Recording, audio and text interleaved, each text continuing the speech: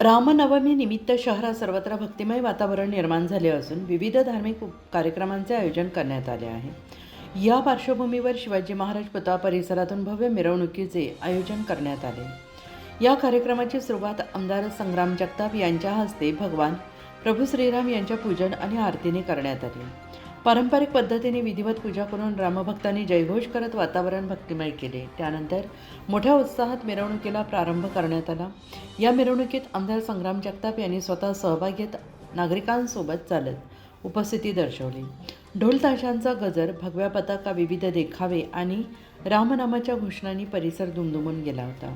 शहरातील विविध भागातील नागरिकांनी मोठ्या संख्येनं उपस्थित राहून मिरवणुकीत सहभाग घेतला. विशेष म्हणजे युवक, महिला तसेच लहान मुलांचा सहभाग लक्षणीय होता. अनेकांनी पारंपरिक वेशभूषा परिधान करून मिरवणुकीत रंगत आणली. ठिकठिकाणी नागरिकांकडून पाणी आणि प्रसादाचं वाटप करण्यात आले. दरम्यान कोणताही अनुचित प्रकार घडू नये यासाठी पोलीस प्रशासनाकडून चोख बंदोबस्त ठेवण्यात आला. वाहतूक व्यवस्थेचे नियोजन करण्यात आले होते.